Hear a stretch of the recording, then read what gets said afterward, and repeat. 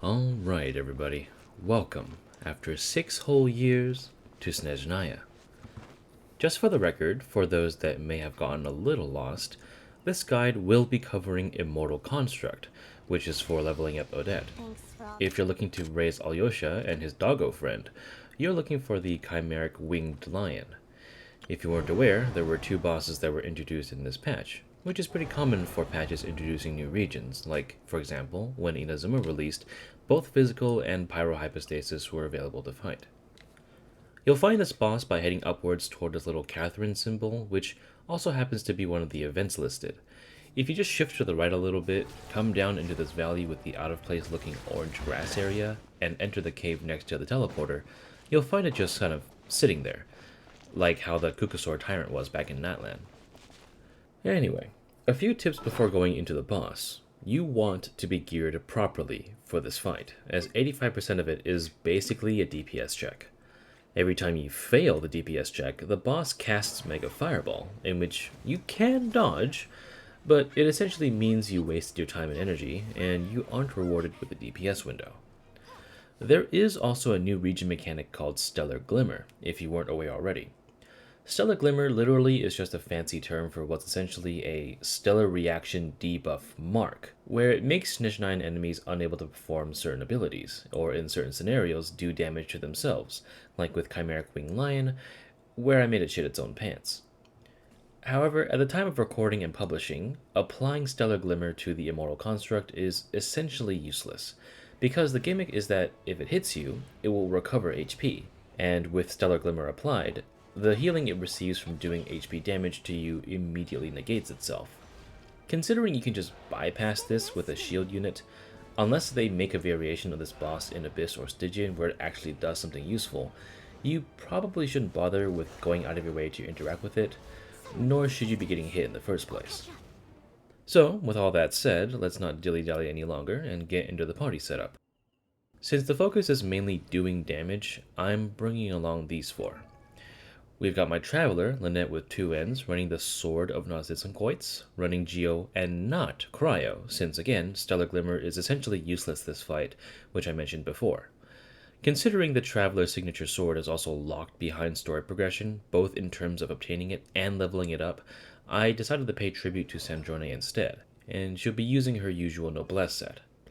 We've got Lynette with 1 N, who's also helping out with DPS. She's robbing the Pipe Shank and also running the VV set, which is pretty standard.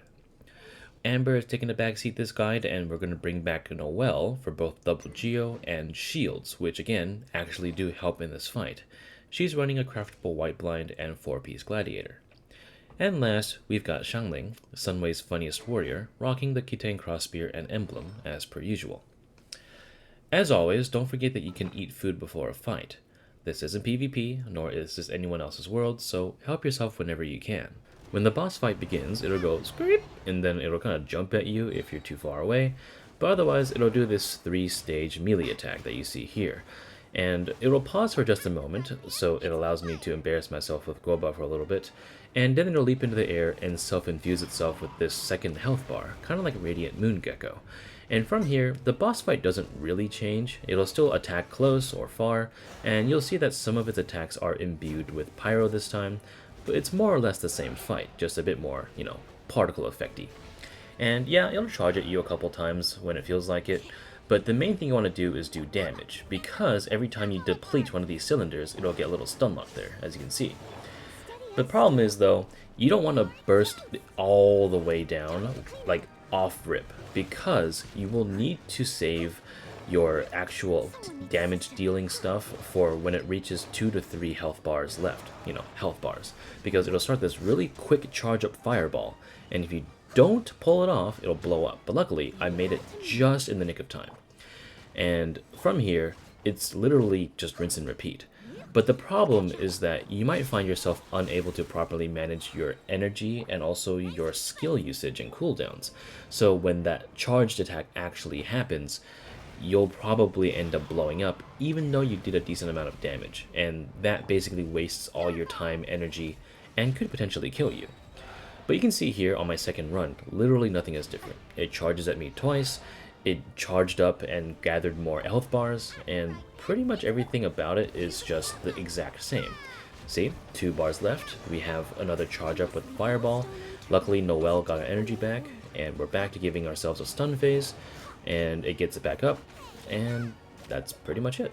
So the boss fight isn't actually difficult, rather it just is a bit of a test of your abilities to manage your cooldowns and your energy. But if you don't do enough DPS, then yes, you will actually get screwed, because you can't empty the cylinders fast enough, especially when you need to for the last 2 or 3 of them when you reach the actual point of that charge up thing. And like I mentioned before, you probably shouldn't try to use Stellar Glimmer in this fight because it's pretty much nigh useless. It's basically just a forgiveness measure for those who don't have shields and get hit a bunch, but if you're not geared well enough for this fight, it doesn't really matter if the boss can't heal itself when it hits you, because you might have died anyway. So best you just stick with DPS and shields. So yes, you can indeed Unga Bunga this boss. Good luck to you. But basically, just to sum up the boss, it'll start off the fight by making a second health bar for itself by deleting its original HP. You lower those cylindrical health bars and stun lock it, and manage your cooldowns and energy for the last 2 to 3 health bars when you get down to that point so that you can actually stun it. You can hit it again before it does the same exact thing where it makes more health bars for itself, and you just keep doing that until its health reaches 0. That's literally all there is. And there you have it, materials for Odette. Chances are that if you already had a pretty decent team, you didn't need this guide anyway. But this is just to explain the boss, because I'm pretty sure this will show up sometime in Stygian or perhaps Imaginary Theater, and all of us are going to be complaining because it's going to be a massive pile of horseshit. Either way, I hope that you enjoyed the guide and that it was useful to you, and if there's anything else I could do better or perhaps some positive feedback, let me know. I always read comments. Until next time, appreciate you watching, and here's me soloing it with Sandrone, because why the hell not? How tiresome.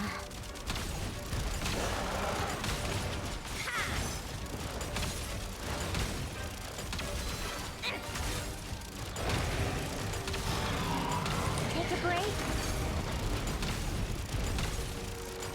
Come on, keep up. Take a break. How tiresome.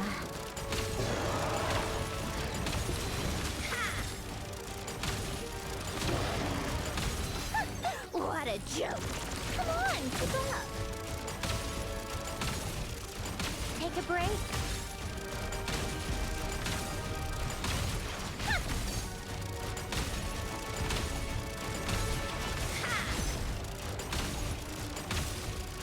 Come on, keep up! Take a break?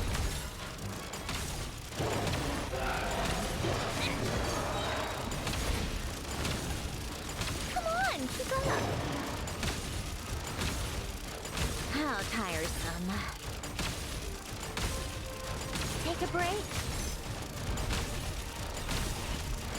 Let's test my hypothesis.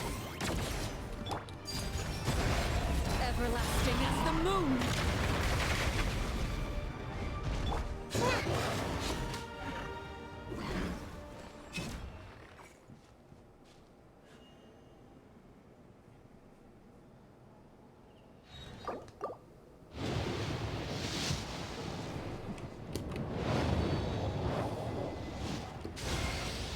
Thanks for all the support.